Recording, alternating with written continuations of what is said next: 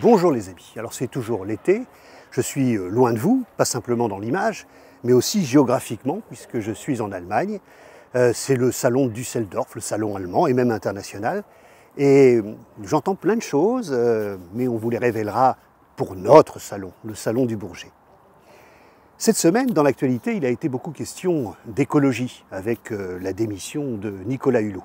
Alors pas question de faire de politique sur Camping Car TV, mais on a posé une question, un sondage, et vous avez été très nombreux à y répondre. À la question, le camping-car et le mode de vie qui va avec, est-ce plutôt écologique ou pas? Vous êtes 78% à penser que oui. Alors puisqu'on parle d'écologie, je vais vous raconter une histoire. J'ai un bon ami journaliste parisien qui est écolo, vélib, salade quinoa, tout ce qu'il faut. Et régulièrement, il se moque de moi avec mon camping-car et ma consommation. Objectivement, elle ne dépasse pas les 10 litres parce qu'à 80 km sur les routes nationales, c'est pas plus que ça berline sur l'autoroute. Mais enfin, c'est une autre question. Par ailleurs, il m'a envoyé des photos. Figurez-vous qu'il est dans un all-inclusive à Djerba, en Tunisie, et il me montre que la mer est tout près. Mais enfin, ça n'empêche pas l'immense piscine pour toute la famille. Et puis, ce qui est encore mieux, c'est que chaque soir, il me dit que dans son petit studio, il y a un jacuzzi.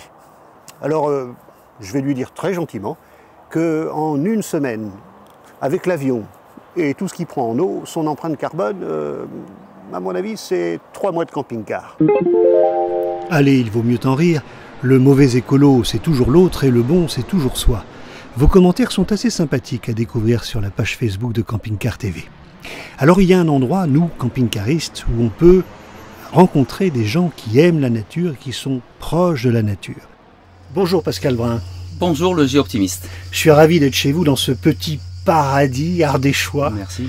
On est au milieu des lavandes. C'est ça, tout à fait. Musée de la lavande que le domaine Lavandaïs a mis en place, effectivement, en pleine garrigue, en conservant le cachet naturel et puis le côté provençal de tous ces champs de lavande. Alors c'est pas une bande son, hein. On entend des cigales, mais on n'a pas fait exprès, non, ils sont là. Tout à fait, on est en plein milieu de la nature avec les cigales qui chantent, effectivement, le soleil, et puis le bon côté de la Provence et les odeurs de la lavande avec.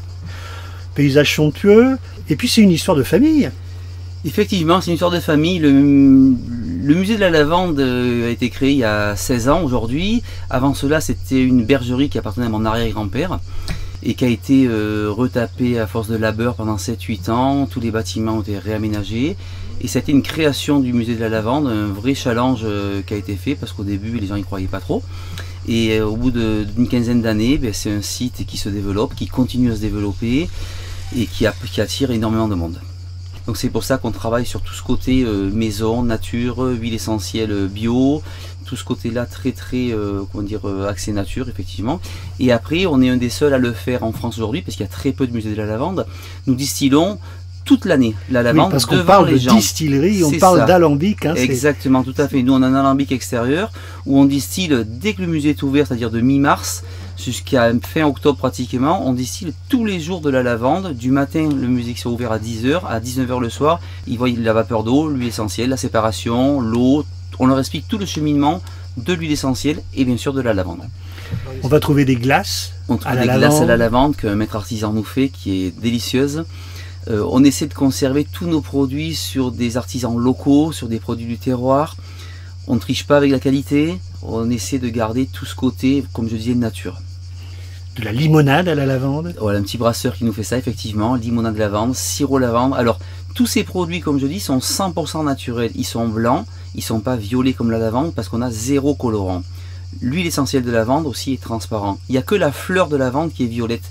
Contrairement à ce qu'on peut trouver dans le commerce pour tromper un peu les gens, on met du colorant pour leur faire rêver la couleur violette, mais ça reste du colorant. Et nous, on évite tout ça. On essaie de garder des produits naturels. Puis alors les vénards, ce sont des camping-caristes. Tout à fait. Parce que maintenant vous êtes France Passion. Quel magnifique endroit. Enfin, vous allez être très vite populaire dans le réseau France Passion. Mais j'espère bien, et on l'est déjà un petit peu parce qu'il y a beaucoup de gens qui sont venus en début de saison qui nous ont dit qu'ils étaient très bien, bien dans l'emplacement des camping-cars, bien accueillis au niveau aussi de la boutique, du musée et sur le domaine Lavandaïs. Et à partir de là, ils nous ont dit, je vais mettre un article sur France Passion, un commentaire sur le site. Donc ils sont déjà très contents les gens. Il y a des gens qui reviennent déjà. Merci beaucoup Pascal. Je vous en prie, merci à vous et vive France Passion. À bientôt. Merci.